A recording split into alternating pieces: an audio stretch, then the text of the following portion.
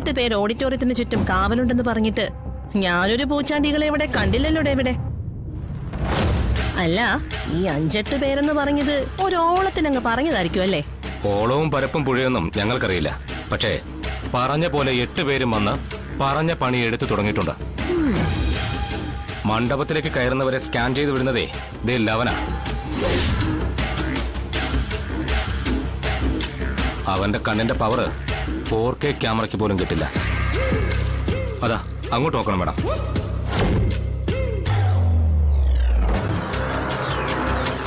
അവന്റെ കയ്യിൽ ടൂളും ഉണ്ട്. എമർജൻസിയായി എന്തെങ്കിലും വന്നാ അവനുണ്ടാകും മുന്നില്. ഇതുപോലെ ഓഡിറ്റോറിയത്തിന്റെ ഓരോ ഭാഗത്തും ഓരോരുത്തർ നിൽപ്പുണ്ട്. അടിക്കടി വെട്ടിന് വെട്ട. ഏത് ഐറ്റം വേണമെങ്കിലും അവസരത്തിനൊത്ത് പെരുമാറും. അതിനുള്ള പരിശീലനം സിദ്ധിച്ചിട്ടുള്ളവരെയാ ഇന്നിവിടെ കൊണ്ടുവന്നിരിക്കുന്നത്. നിങ്ങൾ നേരിടേണ്ടതും തടയേണ്ടതും നിസ്സാരക്കാരിയല്ല, ജില്ലാ കളക്ടറെയാ. ആ ഓർമ്മ ഉണ്ടാവണം. ഞങ്ങൾക്കെല്ലാം ഒരുപോലെ. കാശ് തരുന്നവർ പറയുന്നത് എന്താണോ അത് ചെയ്യും. ശത്രുവിന്റെ വലുപ്പം നോക്കി ഭയക്കാനും പിന്മാറാനും ഞങ്ങളെ കിട്ടില്ല. കൊല്ലാൻ പറഞ്ഞാൽ കൊല്ലും. ഇവിടെ ഇപ്പൊ കൊല്ലാൻ പറയാത്തത് കൊണ്ട് തടയും. പിന്നെ തടയുമ്പോ കലിപ്പ് കാണിച്ചാൽ ഞങ്ങളും കളിക്കും.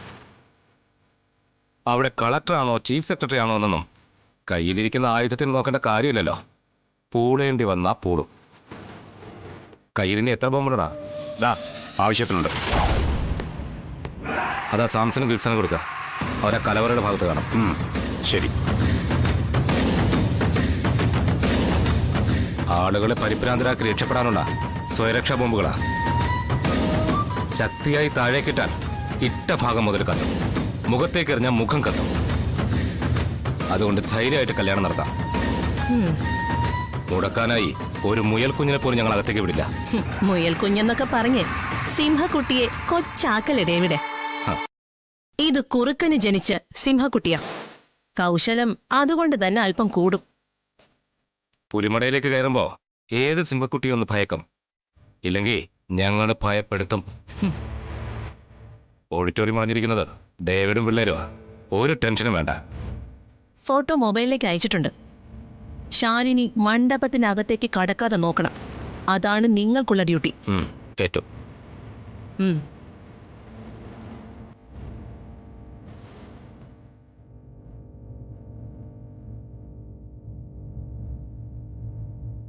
ഇതേ ഡേവിഡിന്റെ പത്മവ്യൂഹമാ. ഇത് മുറിച്ചകത്ത് കിടക്കുവാൻ സാക്ഷാൽ ശ്രീകൃഷ്ണ ഭഗവാന് പോലും കഴിയില്ല. പിന്നെ ഒരു കളക്ടർ. വാ, തടയാൻ വാ.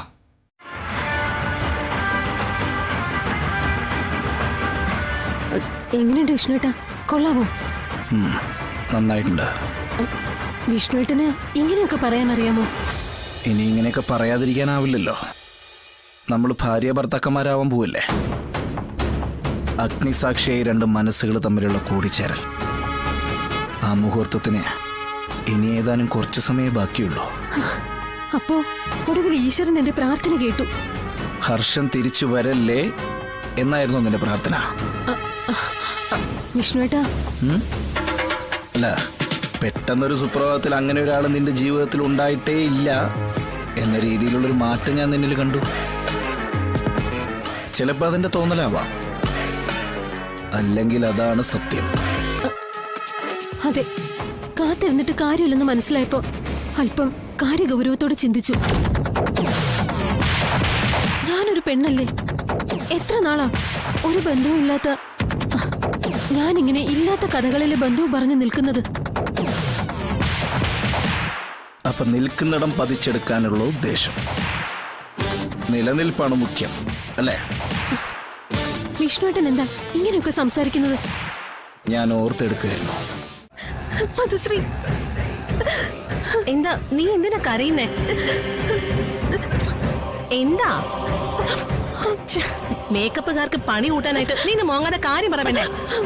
വിഷ്ണുവേട്ടൻ വിഷ്ണുവേട്ടൻ വിഷ്ണുവേട്ടൻ എന്താ പറ്റിയേ? വിവാഹപ്പന്തലിൽ ചെന്ന് എന്നെ കൊന്നുകളയുന്നു. വിഷ്ണുവേട്ടന് കൊല്ലാനും തല്ലാനും നടത്ത ഒരു ഭൂതകാലം ഉണ്ടെന്ന്. അത് കേട്ട് നീ പേടിക്കൊന്നും വേണ്ട. വട്ടുകളിച്ച് നടക്കുന്ന പ്രായത്തിൽ കാണിക്കുന്ന ഒരു തരം വട്ടുകളി.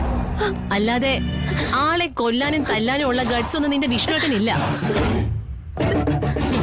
നല്ല പേരുള്ള ഗുണ്ടകൾക്കൊപ്പം നിന്ന് ഒന്ന് മുട്ടിയിട്ട് പോലുമില്ല. അതിന്റെ ഒരു കുറവുണ്ട്. ആരെങ്കിലും ഒന്ന് അറിഞ്ഞു പെരുമാറിയാ അതങ്ങ് മാറിക്കോളും. ഈ സന്തോഷത്തോടെ മണ്ഡപത്തിലേക്ക് വാ. ബാക്കിയൊക്കെ നമുക്ക് തട്ടേ കയറിട്ട് പ്ലാൻ ചെയ്യാം. മധുശ്രീ, വിഷ്ണുവേട്ടൻ നല്ല ചൂടില്ല മധുശ്രീ. എനിക്കാകെ പേടിയാവുന്നു. ആ ചൂട് തണുപ്പിക്കാനുള്ള വഴിയൊക്കെ മണ്ഡപത്തിൽ തന്നെ ഒരുക്കിയിട്ടുണ്ട്. ഇനി അതും മറികടന്ന് നിനക്ക് എന്തെങ്കിലും സംഭവിച്ചാ അത് നിന്റെ വിധിയാണെന്നേ പറയാൻ പറ്റൂ.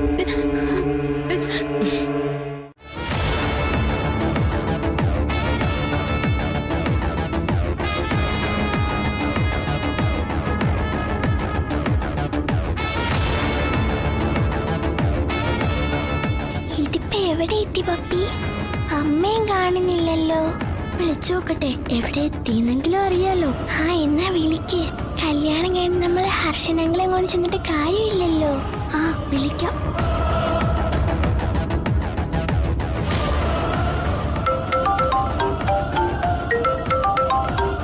പറ മോളെ. സത്യയുടെ അമ്മ ഇപ്പൊ എവിടെ എത്തി? വന്നോണ്ടിരിക്കാം മോളെ. നിങ്ങൾക്ക് കുഴപ്പമൊന്നുമില്ലല്ലോ അല്ലേ? ഇല്ല, ഞങ്ങൾക്ക് കുഴപ്പമൊന്നുമില്ല. പക്ഷെ കല്യാണത്തിന് മുമ്പ് ഹർഷനങ്ങളെയും കൊണ്ട് ചെല്ലണ്ടേ? ചെല്ലണം മോളെ. ഇത്രയൊക്കെ സ്വരുക്കൂട്ടി തന്ന സർവേശ്വരൻ അതിനും ഒരു വഴി കാണിക്കാതിരിക്കില്ല. ശരി, എനിക്ക് പെട്ടെന്ന് വരണേ. ഉം.